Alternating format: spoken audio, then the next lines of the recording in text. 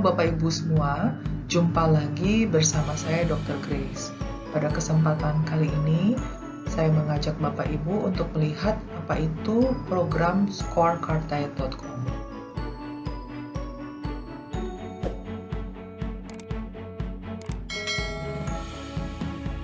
Kita mulai dengan filosofi scorecarddiet.com yang saya ambil dari Bapak Kedokteran yang bernama Hippocrates.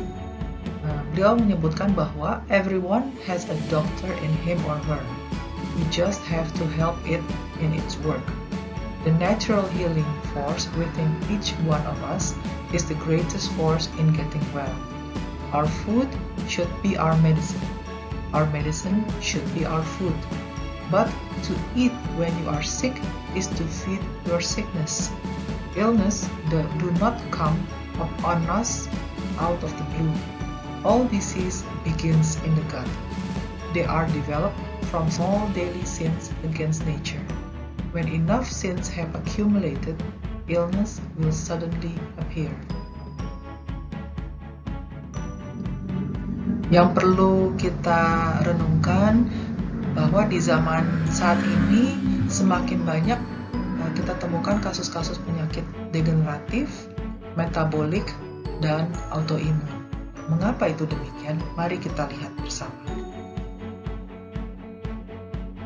Kita lihat dulu definisi dari penyakit degeneratif. Penyakit degeneratif adalah kondisi kesehatan di mana organ atau jaringan terkait keadaannya terus menurun seiring waktu oleh karena adanya perubahan pada sel-sel tubuh yang pada akhirnya mempengaruhi fungsi organ secara menyeluruh. Proses penuaan adalah penyebab penyakit degeneratif yang paling umum.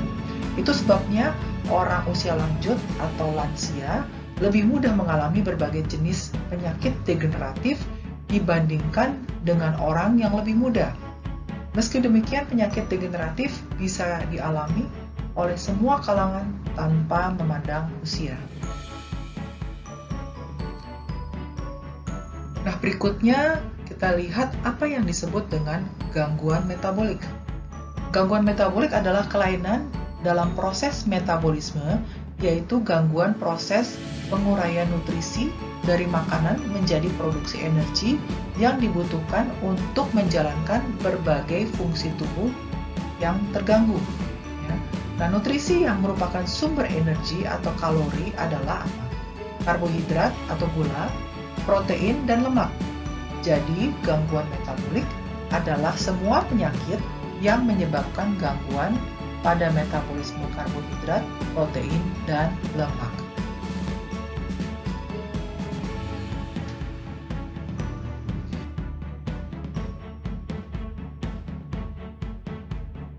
Berikutnya kita lihat apa yang disebut dengan penyakit autoimun. Penyakit autoimun adalah kondisi ketika sistem kekebalan tubuh seseorang menyerang tubuhnya sendiri. Normalnya, sistem kekebalan tubuh menjaga tubuh dari serangan organisme asing seperti bakteri atau virus.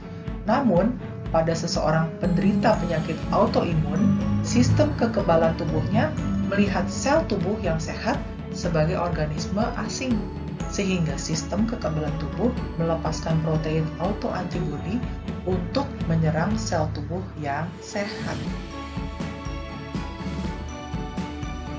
Nah, yang perlu kita pertanyakan adalah mengapa penyakit-penyakit ini semakin bertambah kasusnya yang kita dengar pada saat ini. Apakah faktor pencetusnya?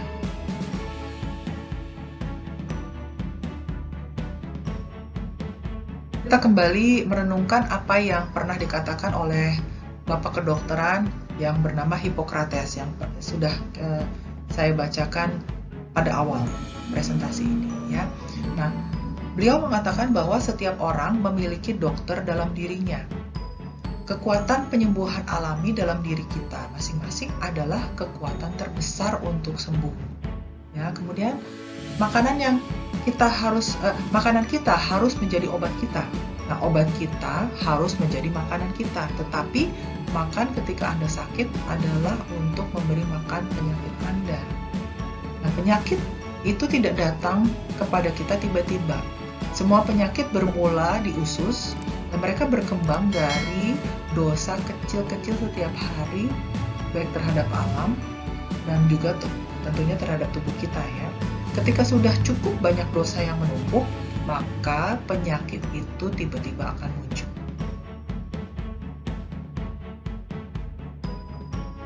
Nah, Hippocrates sejak dahulu kala sudah mengatakan bahwa tubuh kita itu tercipta bisa menyembuhkan diri sendiri secara alamiah. Dan manusia memiliki naluri dokter dalam dirinya masing-masing.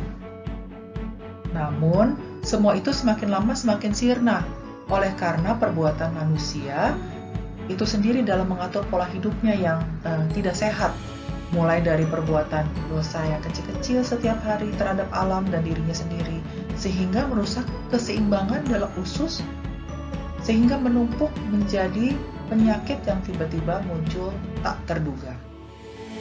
Dengan kata lain, kesehatan itu ada di tangan kita. Jadi, ada dua faktor yang penting yang perlu kita pahami ya, bahwa memiliki pengetahuan yang baik dan benar untuk mengatur pola hidup kita, pola hidup yang sehat itu sangat penting ya, sangat perlu kita miliki. Dan yang kedua, setelah kita memiliki pengetahuan yang baik dan benar tersebut tentang kesehatan dan pola hidup yang sehat, maka memiliki kesadaran dan kemauan untuk mau mengubah pola hidup yang sehat itu juga perlu kita miliki. Karena dengan pengetahuan saja tanpa kesadaran dan kemauan untuk berubah, maka kesehatan itu tidak akan kita peroleh. Nah, bagi kita yang masih dapat beraktivitas secara normal, namun terkadang masih mengalami kondisi yang kurang fit, itu menandakan bahwa sudah mulai terjadi berbagai ketidakseimbangan dalam tubuh yang perlu diperbaiki, sehingga masih ada kesempatan untuk mengembalikan fungsi sel dan organ yang terganggu dan menjaga sel dan organ yang sehat sehingga tidak terjadi kerusakan atau gangguan yang semakin luas.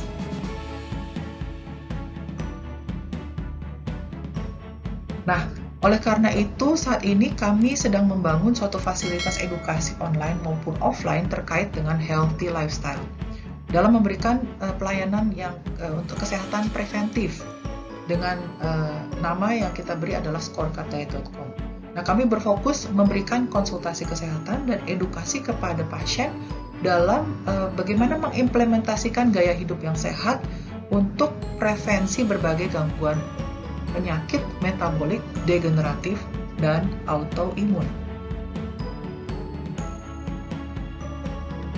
Nah, oleh sebab itu ada 4 prinsip atau the 4 principles of scorecard diet. Yang penting yang kita akan pelajari bersama adalah tentang makanan dan nutrisi yang baik ya. Makanan dan nutrisi yang baik itu termasuk nutrisi makro, nutrisi mikro, vitamin dan mineral baik dari sumber alami maupun yang buatannya, suplementasi. Kemudian olahraga ya. Bagaimana olahraga untuk menjaga fisik yang sehat. Kemudian apa yang dimaksud dengan pelatihan interval intensitas tinggi atau high intensity interval training, apa manfaatnya dan apa manfaatnya untuk melatih kekuatan otot. Kemudian kita akan pelajari juga dengan kebiasaan-kebiasaan sehat. Apa itu kebiasaan yang sehat? Pola makan yang sehat, pola tidur atau istirahat yang sehat, dan relaksasi ya.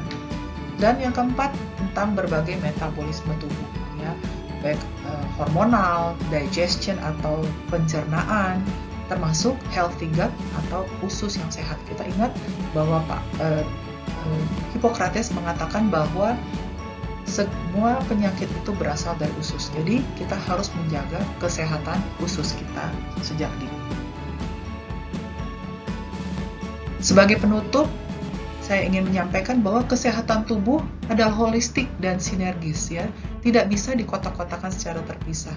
Tidak bisa kita hanya mengandalkan pola makan yang sehat. Tidak bisa kita hanya mengandalkan olahraga saja tanpa memiliki pola makan yang sehat, tanpa memiliki pola istirahat yang baik ya.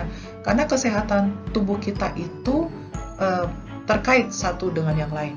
Seperti dalam 4 Principles of Scorecard. Oleh karena itu, dengan menerapkan 4 Principles of Scorecard, you age without aging. Terima kasih.